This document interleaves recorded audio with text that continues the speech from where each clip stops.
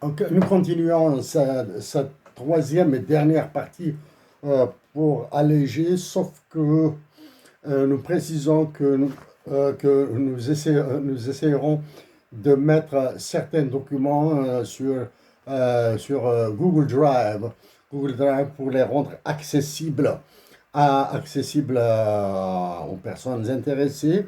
Bien sûr, à chaque fois, nous utilisons généralement au moins les trois pays d'Afrique, Algérie, Maroc, Tunisie, pour pouvoir situer notre pays. Certains, bien sûr, ici, il y a des commentaires probablement assez, assez destinés aux spécialistes. Probablement que nous avons été assez sévères, probablement que nous avons raté une ou deux variables qui, qui- qui pourraient biaiser notre déduction ici. Bon, souvent pour nous, directement c'est en anglais. Donc nous allons essayer de retrouver ces documents de 2021 normalement, de 2021 avec la démographie. Donc maintenant, comme nous sommes engagés, nous allons mettre des chiffres dans un contexte institutionnel, c'est-à-dire comment fonctionnait l'Algérie et comment et quels sont les chiffres qu'elle a produits. Là maintenant, nous allons toucher à l'anthropologie, à la question amazigh de l'Algérie, à la question des droits de l'homme. Droits de l'homme. Euh, nous, nous pouvons vous citer, nous vous recommandons de lire George Akerlof, américain, prix Nobel d'économie. Vraiment, il a démonté en pièces le raisonnement économique. Il l'a démonté. Et nous vous recommandons de lire l'ancien ministre des Finances et de l'économie de la Grèce, du temps où il se faisait massacrer, qui a disparu, malheureusement, qui a disparu. Il a écrit pas mal de livres, il a fait énormément de conférences. C'est Yanis Varoufakis. Et il a dit des vérités crues. Surtout, discussion entre adultes. Discussion in a room. Nous l'avons lu en anglais, rapidement en français. George Akerlof, Fishing for the Economy of Fools. À la pêche des crétins en économie, des idiots en économie. Bien sûr, la recherche des crétins en économie vue par George Akerlof, prix Nobel d'économie, un Américain, pas beaucoup plus des États. Des États. Bon, il vise probablement un petit peu le consommateur, c'est-à-dire le citoyen ordinaire, l'Algérien plébéien ou le Marocain plébéien, mais surtout c'est au niveau institutionnel. Bon, ça c'est le document des services du FMI. Les services du FMI achèvent leur mission de consultation de 2021 au titre de l'article 4 en Algérie. Bon, bien sûr, nous avons porté nos observations, c'est-à-dire quels sont les points qui nous intéressent ici, pas mal, entraînant une forte contraction de 4,9%. Donc, dans l'un des documents que nous allons mettre à votre disposition, nous avons calculé la valeur de 1%. Qu'est-ce que c'est que 1% dans le cadre d'une croissance économique, dans le cas d'une récession économique? Comment on représente? Parce que la valeur de 1% est différente avec les mêmes PIB, du moins des PIB inversés. La valeur du point de pourcentage, on appelle ça 1%. Pas un point de base. Un point de base, c'est dans les taux d'intérêt, dans le taux de change, etc. Pas un point de base. Un pourcentage. Quelle est la valeur de 1% en dollars? Dans l'exemple que nous avons donné, c'est l'exemple réel. C'est en milliards de dollars. Là, ici, bien sûr, voilà le bilan. La mission recommande un ensemble complet et cohérent de politiques budgétaires, monétaires. Un ensemble cohérent. Qu'est-ce que c'est qu'un ensemble cohérent? Nous en avons déjà parlé de l'austérité, de la contraction, de l'absorption, etc. Et du taux de change afin de réduire les vulnérabilités. Ça, c'est deux aspects dans nos différentes interventions sont prégnants. La majorité de l'Algérie et sa dotation de l'hymne national bilingue, et la monnaie et le taux de change. Le prix d'une monnaie, le prix du dinar algérien, le taux de change.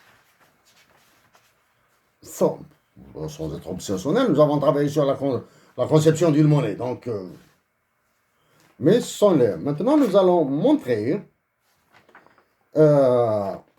Voilà, maintenant, nous l'avons déjà dit dans l'une des interventions que vous pouvez voir. Hein. En 2021, la mission a rencontré M. Ben Abdelrahman, Premier ministre et ministre des Finances, M. Fadli, gouverneur de la Banque d'Algérie, qui a été relevé de ses fonctions, du moins qui a été chassé dans une procédure expéditive d'enfer, qui aggrave encore la crédibilité de l'Algérie. Monsieur Arkab, ministre de l'énergie et des mines. Ce ministre, ça c'est le FMI, hein, c'est le FMI qui les a rencontrés. Ce ministre doit être un peu plus clair dans ce qu'il dit. Quand il dit que nous avons exporté 25% en plus, c'est 25% par rapport à quoi? Quand il dit que nous attendons, les recettes algériennes vont augmenter, ils vont dire combien? De combien? Avec quel prix? Est-ce que c'est un contrat ferme? Et à terme? Est-ce que c'est les prix du marché spot? Voilà. Il doit révéler ces chiffres. L'une des informations absentes en Algérie et qui est cruciale, souveraineté. Souveraineté de l'État. Qui contrôle les volumes des exportations? Quand on vous dit que l'Algérie a exporté vers la France 1 milliard de tonnes métriques cubes vers la France de gaz, qui contrôle la quantité 1 milliard, ce milliard-là? Qui le contrôle, hein? Qui atteste que réellement c'est 1 milliard? Pour aujourd'hui, nous passons sur le gazoduc Nigeria-Algérie. Bon, pour faire simple, nous prions le bon Dieu pour que ce gazoduc passe par le Maroc et non pas par l'Algérie. Voilà. Nous en avons parlé plusieurs fois. Bon, donc, ministre de l'énergie et des mines, M. Nassi, ministre des Travaux publics, M. Zig, ministre du commerce et de la promotion des exportations, s'il vous plaît, promotion de l'exportation, M. Larfaya, ministre du Travail. Le ministre doit nous dire combien de chômeurs avons-nous, quel est le taux de chômage en Algérie. Madame Krikou, ministre de la Solidarité nationale, bref. L'équipe s'est également entretenue avec d'autres hauts responsables du gouvernement et de la Banque centrale. C'est-à-dire, en plus du gouverneur, ils ont discuté avec d'autres responsables en l'absence du gouverneur. Ainsi qu'avec des représentants des secteurs économiques et financiers de la société civile. C'est qui la société civile en Algérie? Et des syndicats. Les syndicats doivent rendre public, s'ils ont un minimum de dignité patriotique, ne touchez jamais à la dignité des individus, ne touchez jamais aux vies privées. Les syndicats, s'ils ont un minimum de dignité patriotique, doivent dire le contenu, révéler le contenu de leur discussion avec le FMI. L'équipe de la mission remercie les autorités et ses autres interlocuteurs de leurs entretiens productifs et de leur excellente coopération. Voilà. Donc, voici pour truc là, ça. Bien sûr, ça passe au conseil d'administration du FMI. Le conseil d'administration du FMI est dominé par les États-Unis d'Amérique avec c'est plus de 15% de droit de vote, alors que c'est le droit de vote au FMI, c'est la majorité qualifiée. Maintenant, nous allons passer à d'autres chiffres et bien sûr une analyse très littérale, très naturelle, compréhensible par le compatriote d'Algérie. Bon. Ça, ce sont des informations depuis 1980 jusqu'à 2021, c'est-à-dire des données sur 42 années. Ce sont des données de IFS, International Financial Statistics, statistiques financières internationales exploitées par le FMI et la Banque mondiale. Hein, mais c'est plus, l'accès se fait via le site internet de la Banque mondiale, du moins dans notre cas. Donc, ce sont ces données. Donc, avant d'aller vers ce contenu, vers ça, nous allons vous montrer quelque chose d'institutionnel. Hein.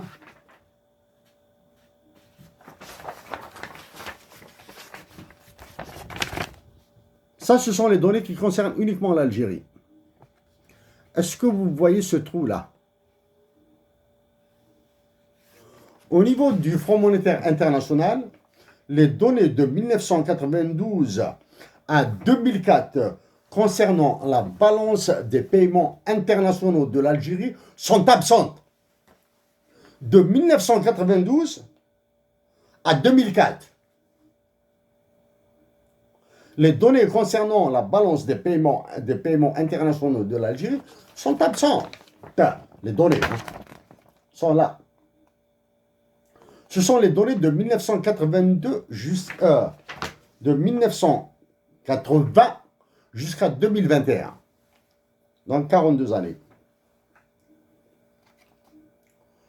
Les années 90, qu'est-ce qui s'est passé en Algérie? L'Algérie était en cessation de paiement. Il y avait un coup d'État en Algérie, conduit par les janvieristes, destitution. Nous détestons citer des noms, parce que pour nous citer un nom pourrait rendre nos mots passionnels ou quelque chose, alors que nous voulons rester dans la hauteur pour travailler pour une patrie. Donc, en 92, il y a eu un coup d'État contre un président. Il a été remplacé par Mohamed Boudiaf, qui a été assassiné. Voilà. Ça, c'est en 92. Il y avait un départ, il y avait une guerre contre les civils et une guerre civile en Algérie, conduite par un état-major de l'armée, d'accord? Alors que l'Algérie n'avait pas de données pendant toute cette période, de 92 jusqu'à 2004. Comment se faisaient les prévisions, les prédictions, comment sont définies les politiques publiques en Algérie? Donc, coup d'État, guerre civile, guerre contre les civils, destruction économique de l'Algérie, assassinat de Boudiaf. Ok? Tout ça, c'est conduit par un état-major de l'armée. Regardez ce qui se passe actuellement. D'accord? 92, une masse massive de détention, de liquidation, d'exécution, de procès expéditifs. Même chose maintenant. Qu'est-ce qui s'est passé ensuite en les années 90? Nous allons rappeler, du moins donner des indications à ceux qui étaient encore des enfants, des bébés à l'époque. Qu'est-ce qu'il y avait aussi? Le FMI, qui avait étranglé l'Algérie en 93-94, l'Union européenne a traité l'Algérie de prostituée. Donc là, nous sommes loin des chiffres. Hein. Qu'est-ce qui s'est passé en Algérie dans durant les années 90? Destruction économique de l'Algérie. Une destruction politique, privatisation, filialisation, création de groupes à l'emporte-pièce et destruction physique du capital de l'Algérie.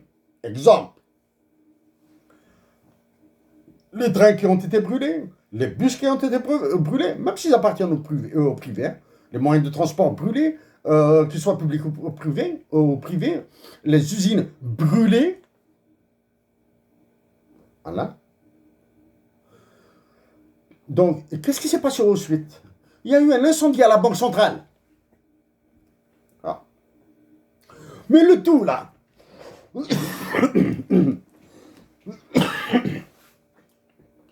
mais le tout, porté par quoi? La violation des droits de l'homme. C'est aussi simple que ça. Violation des droits de l'homme, à la liberté d'expression, à la liberté de penser. Ah. Il y a des Algériens patriotes qui avaient dit certaines choses qui ont été sanctionnées. Il y a d'autres qui ont préféré fuir. Certains ont fui vers la France parce qu'ils ont massacré l'Algérie. D'autres ont fui vers la France, et le Canada et les États-Unis d'Amérique et l'Angleterre parce que c'était le massacre. Malheureusement, ils ne pouvaient rien dire de peur d'être exécutés, d'être assassinés. Ça, non? Ça, c'est les années 90. Maintenant, depuis 2019 depuis 2015, et depuis 2019 en particulier, et le coup d'État et ce mouvement ravageur-là, qui a encore renforcé, qui a rendu encore l'état-major plus violent. Voilà. C'est la même chose. De là, nous allons remonter à légèrement avant. De 1980 à 1989. Les chiffres, nous allons revenir dessus, nous allons les commenter, donner l'impact sur les chiffres. 1980 à 89. Premier élément, Tafsiti Maziran, printemps 80, avril 80. Regardez où se retrouve la majorité de l'Algérie. Et une pensée respectueuse, affectueuse à la famille de Bacham Mustafa, à la famille de Hamza Kamal, que nous avons eu le privilège de rencontrer, aux parents de Salah Boukri, que nous avons eu le privilège, s'ils sont encore de ce monde. Assil Goular Bilamar, Tamazir, qu'est-ce qu'elle devient? À l'époque, Mohamed Haroun, le plus grand révolutionnaire de Tamazir, qui le sera sur 100 000 ans, souffrait dans les geôles de Lombès, à Batna. Mohamed Haroun. Qu'est-ce qui s'est passé en parallèle à ça? La répression à Sétif et à Alger en 85, octobre 88, et surtout que nous avons été à Alger, nous habitions à Alger.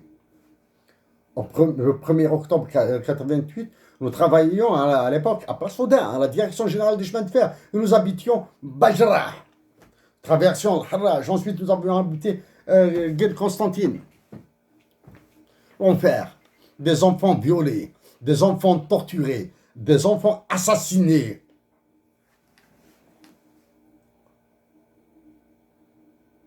Ça, c'est 88. Pendant ce temps-là, l'Algérie était bradée. En disant bradée, ce n'est pas une justification de notre propos. Parce que notre premier travail a été dans le secteur du textile. Notre deuxième travail a été dans le secteur du cuir. Secteur du textile, c'était un job d'été. Il a été complètement détruit par l'Infitah ou l'Inbitah de 1985. Tina, there is no alternative. Après la visite du président de l'Algérie aux États-Unis. Tina de Ronald Reagan et Margaret Thatcher. Donc, notre premier travail, c'était dans le secteur privé, dans le textile. Job d'été, travail d'été, d'élève. Ils l'ont détruit alors qu'il était florissant. Maintenant, les Algériens se rabattent sur la friperie, etc. Bon. Qu'est-ce qui s'est passé ensuite? Ils ont cassé toute l'industrie du cuir.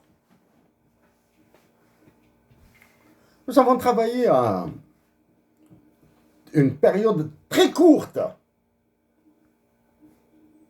à Akbou. Bien sûr, nous nous déplacions vers Sharaga et Sik du côté d'Oran. C'est ça, du côté d'Oran, vous voulez de Mascara, à la direction générale de la Sonipec à l'époque, l'EMAC à l'époque. L'unité de production de chaussures d'Akbou, elle produisait probablement une chaussure parmi les meilleures au monde. Bon. Comment on dit ça? Outfit, casual. Chaussures de tous les jours. Parmi la meilleure au monde. Les Italiens ont voulu importer, c'est-à-dire ils nous ont demandé d'exporter toute la production de la chaussure de l'usine d'Akbou, de l'usine de Ngaous dans les Aurès, sur la chaussure de sport. À Akbou, c'était la chaussure de ville, vers l'Italie, à condition de ne pas mettre en mention Made in Algeria. À Akbou, juste à côté de l'usine de production de chaussures, il y avait l'usine de production de velours. Disons Sonidex, comme ça. Elle avait complexe de velours d'Akbou. Il y avait ces deux usines, unité de production du secteur public, ont transformé radicalement toute la vallée. Emploi induit, emploi direct, emploi induit, emploi à la consommation, probablement de l'inflation. Mais qu'est-ce qui s'est passé ensuite à partir des années 80? Ça a commencé vers à partir de 85-86. Nous rappelons que les Algériens se sont qualifiés par le FMI de fainéants, hein? Low productivity. Ce qui s'est passé? Une entente entre l'Algérie et la France sur le paiement des retraites. Les Algériens retraités de France et qui résident en Algérie ont la possibilité d'encaisser leur pension de retraite en euros, en francs français à l'époque et en euros après, en Algérie. Donc il y a la mesure de réciprocité. C'est-à-dire, les retraités algériens qui travaillent en France, qui résident en France, ont le droit de recevoir le pension de retraite en euros maintenant. Et quels sont les retraités algériens qui résident en France maintenant? Ça, c'est quand nous nous adresserons au président et roi de France et de sa colonie africaine, Emmanuel Macron, nous allons reparler de ce point-là. En plus des radiations de l'organe, etc. Et des droits de l'homme. Donc, en 1980, donc, ça. Maintenant, nous allons vous montrer juste des chiffres pour vous des chiffres. Ça, bon, c'est petit, mais vous pouvez le consulter, le télécharger. De 1980 à 2021, là, les Marocains et les Tunisiens sont concernés. Hein. De 1980 à 2021, le dollar américain a été surévalué de, écoutez bien, hein, de 3419,63%. De 1980 à 2021, le dollar US a été surévalué de 3419,63% par rapport au dinar algérien.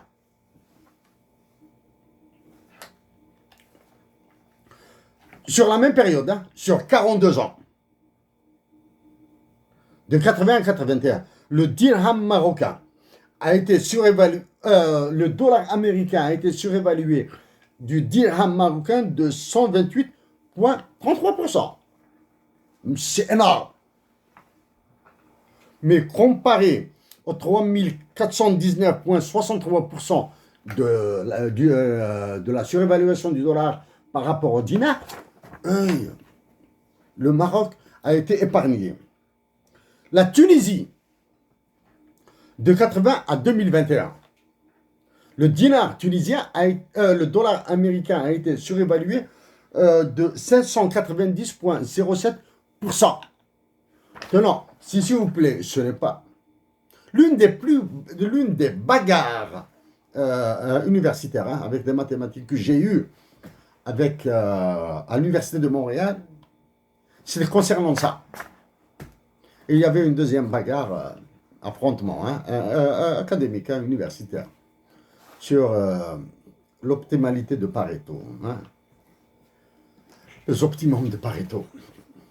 Voilà. Ça, parce qu'ils ils apparaîtront dans les négociations internationales de l'Algérie, c'est un enfer. Bon, bref. Maintenant, avec ces taux de 80 jusqu'à 2021, et les taux que nous avons donnés, 3419, ils sont larges. On les voit ici.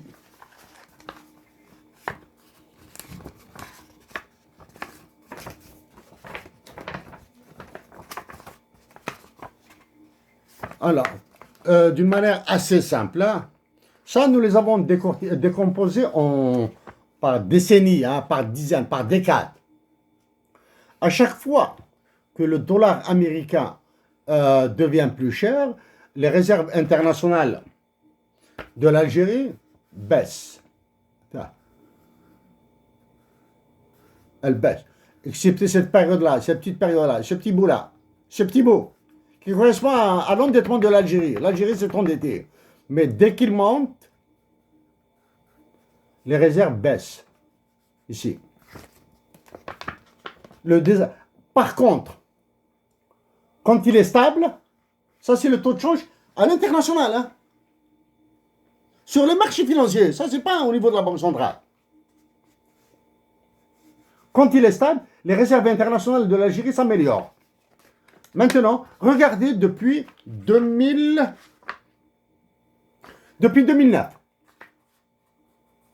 Le taux de change réel du dinar se détériore, c'est-à-dire le dollar s'apprécie, prend de la puissance, il écrase de plus en plus le dinar algérien, les réserves internationales sont là. Et maintenant, c'est ici, c'est les réserves internationales, donc dont nous avons dit quelques mots avant. C'est-à-dire, c'est à cause de la chute des réserves internationales que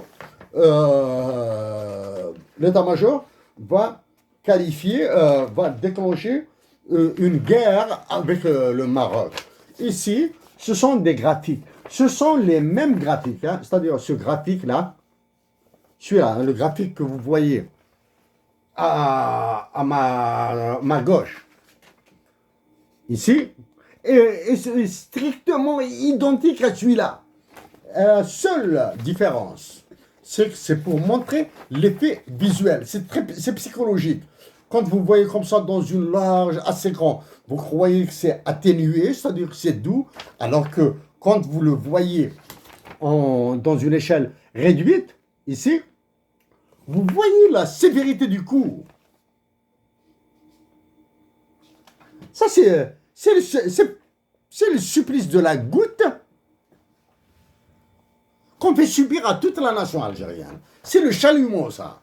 Et les Algériens doivent maintenant, ici, nous avons reproduit tous les chiffres. C'est la même chose. Donc, si en 2015, depuis 2014-2015, que nous avons commencé à dire que nous sommes radicalement contre la dévaluation du dinar, etc., tout ça. Maintenant, les Algériens, il faut des solutions. Ah ouais, nous avons fait un procès. On croit que c'est un procès, alors que c'est depuis 2013 que nous sommes dessus, là. Hein. Les solutions. L'Union européenne est une union. Actuellement, elle est dirigée par... son conseil est dirigé par le roi de France et ses colonies africaines, Macron. Ils sont unis et solidaires. Il suffit de voir leur comportement vis-à-vis de la Russie et de l'Ukraine. Voilà. Ils ont une monnaie unique, même si c'est une monnaie allemande, mais elle bénéficie à tous les pays de la zone monétaire. Parce que dans l'Union européenne, il y a des pays qui n'ont pas, qui sont en dehors de la zone euro. Voilà. L'Algérie, le Maroc et la Tunisie et tous les pays d'Afrique du Nord. Le Mali, le Niger, le Tchad, la République centrafricaine et tous les pays de la zone CFA, ça c'est un crime, c'est un génocide, c'est un fiducide. L'Algérie, le Maroc et la Tunisie, dans leur comportement stupide, idiot, continuent à se battre. Ils veulent se faire la guerre. Alors que l'une des solutions, conditions exceptionnelles, à conditions exceptionnelles, comportement exceptionnel. Parité de pouvoir d'achat absolu. Un dinar marocain égale un dinar algérien égale un dinar tunisien. Voilà. Les trois monnaies seront dans une parité de pouvoir d'achat absolu. Une unité monétaire du Maroc égale une unité monétaire de l'Algérie égale une unité monétaire de la Tunisie. Voilà. S'il vous plaît, qu'on ne vienne pas me faire la leçon. Est-ce que le Maroc, est-ce que le FMI, la Banque mondiale vont accepter, etc. etc. Allez, passez à côté là. Si vous avez l'intention de poser ce genre de questions, passez à côté là. Allez-y ailleurs. Allez-y les poser ailleurs. Parité du pouvoir d'achat absolu. Ouverture totale des frontières. Voilà. Simple. Ouverture totale des frontières.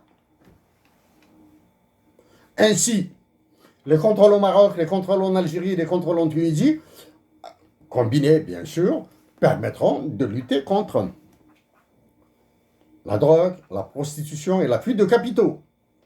La parité des monnaies évitera la fuite des capitaux.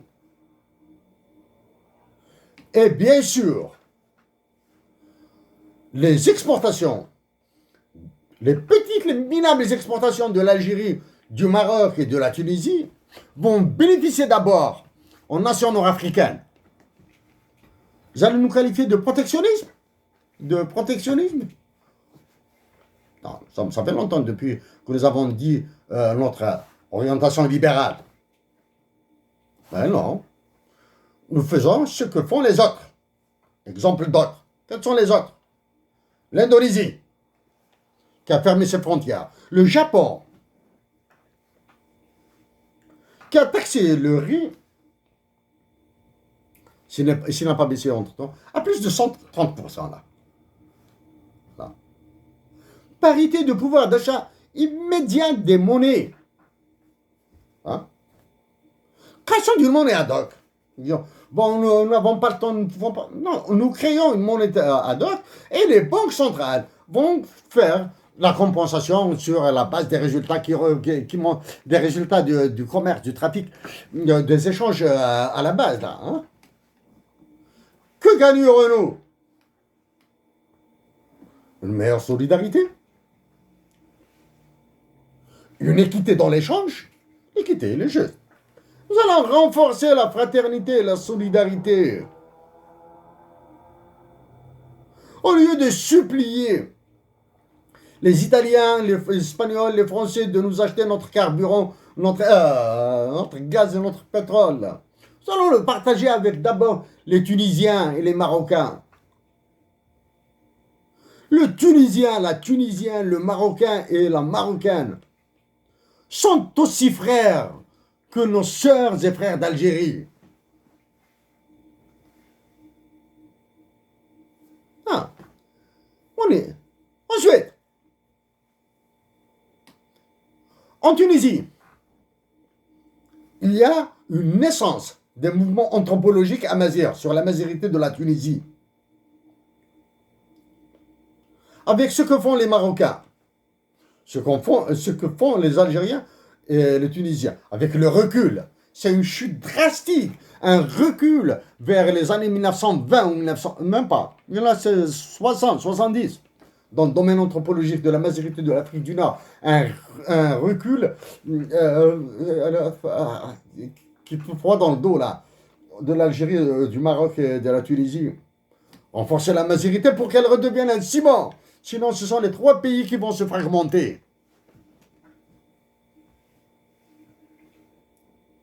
Ah, actuellement, l'état-major de l'armée algérienne a émietté la nation algérienne. Maintenant, il va faire effriter la terre d'Algérie. La terre. Donc, une nation émiettée sur une terre effritée, ça deviendra, nous disparaîtrons. Chers compatriotes d'Algérie, chères sœurs, chers frères d'Algérie, chers compatriotes du Maroc et de Tunisie et de toute l'Afrique du Nord, agissez d'abord pour la paix. Et dites à vos dirigeants de cesser d'être des serviles, des laquais, des valets du roi de France et de ses colonies africaines. Nous vous rappelons que sans la révolution algérienne de 1830 jusqu'à 1962 et sans la guerre de libération de 1954 jusqu'à mars 62, les Africains seraient dans des situations pires. Même si, pire que cette situation, il est difficile de l'imaginer avec le franc CFA. Chers compatriotes d'Afrique du Nord, à nos frères et sœurs d'Algérie, avec toute mon affection à tous ces Algériens, toute cette Algérie qui me manque. L'Algérie est ma patrie, toute l'Algérie, surtout le Sud, qui nous manque, cette Algérie. Il y a une partie de l'Algérie qui nous manque un peu plus que les autres. C'est celle où nous sommes nés. C'est celle où nous aimons. À vous tous, nos salutations du Canada.